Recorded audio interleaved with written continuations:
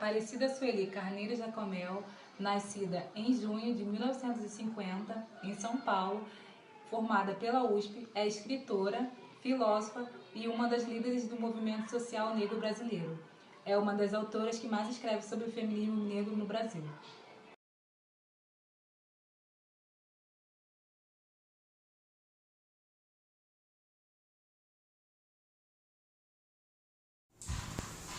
Sueli vem lutando para que negros e negras tenham oportunidades justas na sociedade brasileira. A autora vem nos falando como a questão de classe está diretamente ligada à questão étnico-racial no Brasil. Para entendermos isso, é importante observarmos que o topo da pirâmide é composto por pessoas brancas, enquanto a base da pirâmide social do Brasil é composta por pessoas negras. Sueli Carneiro é uma defensora ativa dos direitos dos negros, uma ativista pela superação do racismo e pelas desigualdades sociais no âmbito da educação. Ela faz uma crítica à educação formal, aos livros didáticos e à formação dos professores.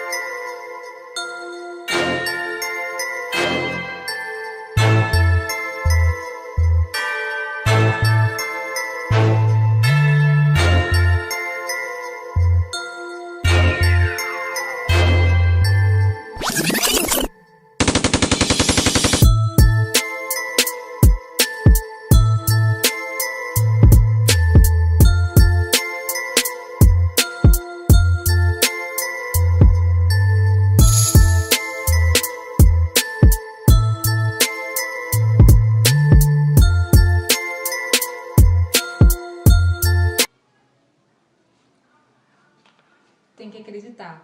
Desde cedo a mãe da gente fala assim: filho, por você ser preto, você tem que ser 2 vezes melhor. Passado alguns anos eu pensei, como fazer 2 vezes melhor se a gente está pelo menos 100 vezes atrasado? Pela escravidão, pelos traumas, pelos preconceitos, pelas psicoses, por tudo que aconteceu. 2 vezes melhor como? Ou melhora ou piora de uma vez. E sempre foi assim. Se você vai ter que escolher o que estiver mais perto de você dentro da sua realidade, você vai dizer 2 vezes melhor como? Quem foi o pilantra que inventou isso aí? Acorda pra vida, rapaz.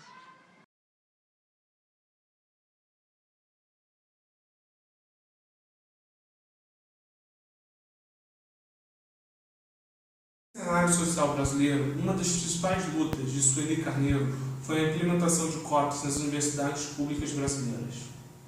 Sueli Carneiro foi até o Supremo Tribunal Federal defender a implementação da política de cotas nas universidades públicas brasileiras. Atualmente, as pesquisas sobre cotas raciais no Brasil nos dizem que essa política ampliou maciçamente o acesso da população negra à universidade pública brasileira. Essas mesmas pesquisas nos dizem que os alunos cotistas possuem o mesmo desempenho que os alunos não cotistas. O programa de hoje foi proposto por Walter da Mata de Salvador através de e-mail. Epistemicídio. De uma certa maneira, eu sou uma primeira vítima do próprio epistemicídio. Ah, é? Por quê? Exatamente. Eu me formei em 1980 e entrei em filosofia na USP. E me candidatei ao mestrado, fui aprovada. Eu fui me defrontando não só com a existência de inúmeros filósofos africanos, esses filósofos estavam presentes em publicações internacionais da maior importância e não eram sequer conhecidos pelos seus pares, não é? É aí que é o locus fundamental, porque foi essa dimensão que construiu a nossa inferiorização como seres humanos. O racismo é uma ideologia que foi produzida por elites intelectuais e foi consenso entre elites intelectuais. Por que é que a gente continua dizendo que no Brasil existe racismo? Qual é a situação do negro hoje em dia nesse país? Porque nós experimentamos desvantagens em todas as dimensões da vida social, motivadas por obstrução de natureza racial. Nós sabemos perfeitamente, e isso é uma experiência corrente, por exemplo, na vida de mulheres negras, que nós somos preteridas para cargos de secretária, uma coisa básica. Nada, né? Não estamos falando de gerentes, diretores de empresas, nada. Secretária, porque existe um quesito operando na sociedade brasileira que se chama o quesito boa aparência, que nos destitui da qualidade que uma certa estética hegemônica branca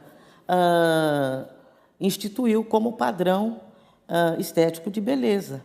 Ou seja, em qualquer dimensão da vida, e em algumas, eu acho que a dimensão mais brutal que isso se manifesta é na matança que existe nessa sociedade de jovens e adolescentes negros. E a medida do racismo que existe aí é quando você compara a repercussão que existe quando uma pessoa branca, um jovem branco de classe média, é atingido pela violência, a comoção que toma conta da sociedade quando isso ocorre, e quando a vítima é uma pessoa negra, a indiferença com que isso é tratado. Mas não foi sempre dito que preto não tem vez? Aparecida Sueli é fundadora e uma das diretoras do Instituto Geledes, que é o Instituto da Mulher Brasileira, e uma das principais autoras do feminismo negro no Brasil.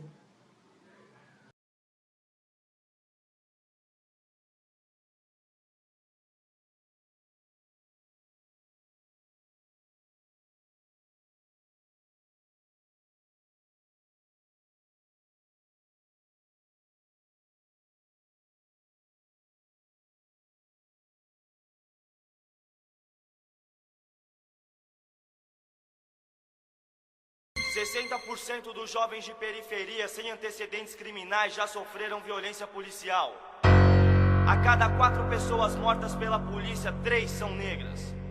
Nas universidades brasileiras, apenas 2% dos alunos são negros. A cada 4 horas, um jovem negro morre violentamente em São Paulo. Aqui quem fala é Primo Preto, mais um sobrevivente. 60% dos jovens de periferia sem antecedentes criminais já sofreram violência policial. A cada 4 pessoas assassinadas em São Paulo, 3 são negros. Nas universidades brasileiras, 2% dos alunos são negros. A cada 4 horas, um jovem negro morre em São Paulo. Aqui quem fala é Marilena, mais uma sobrevivente. A questão racial no Brasil é uma questão muito séria. O povo negro continua vivendo, em sua maioria, em comunidades. É importante denunciar como o livro brasileiro vem tratando a cultura negra. O negro é sempre colocado e visto no lugar de subalterno, inferior, próximo a animais. Isso ajuda a criar uma baixa autoestima na população negra brasileira jovem, enquanto cria nos jovens brancos brasileiros um mito de que negros são inferiores a branco. Então é importante discutir como o livro didático brasileiro e como os professores despreparados ajudam a ampliar consideravelmente a questão racial no Brasil. Fagner Pastana, mais um sobrevivente. Olha, a experiência das pessoas negras com a discriminação, ela começa muito cedo. E geralmente é nos primeiros anos de escola, em que você toma o contato, né, mais brutal. Mas não se limita à questão das crianças, né? Também há tratamento diferenciado dos professores, né, dos profissionais que atuam na educação. Por isso mesmo a escola é um alvo de uma ação muito concreta, não é, das organizações negras, no sentido de que se transformem as práticas.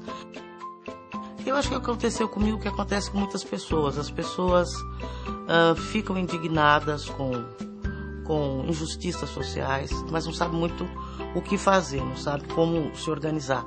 Eu comecei a ter contato com grupos de movimento negro depois que eu entrei para a universidade. Embora o foco prioritário seja esse de sensibilizar, digamos, para políticas públicas que possam, de maneira ampla, né, em escala, ofertar maior bem-estar, não é, para populações vulneráveis, a estratégia do Gueledés, ela combina, não é, tanto uma política, uma perspectiva de ação política, como também a oferta de serviços para a nossa comunidade. Então, historicamente, nós oferecemos assistência legal para vítimas de racismo e discriminação racial, homens e mulheres, sobretudo jovens vítimas de violência policial, que é uma coisa, infelizmente, muito corrente, não é? Oferecemos cursos de capacitação, cursos de formação política mesmo, de formação em direitos de cidadania, formando promotoras legais populares. Eu acho que o grande motor da ação social, da ação política, de viés, né, que dialoga com a ação social, é a indignação mesmo. As pessoas se movem por indignação e ou compaixão. E eu acho que a primeira coisa é manter-se indignado diante da injustiça, é a primeira coisa. Não aceitar. Não aceitar a injustiça.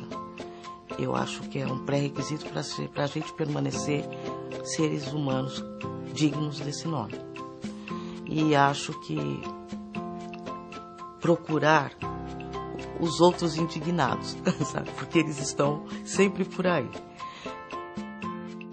E eu acho que é manter-se indignado, buscar os outros indignados, saber o que quer que te incomoda socialmente. Tem alguém fazendo alguma coisa já a respeito. E vai atrás, porque você vai encontrar, entendeu? Alguém está se ocupando desse assunto. Alguém já avançou alguma coisa em relação à sua primeira reação. E vai atrás, e aprende. E faz o seu caminho.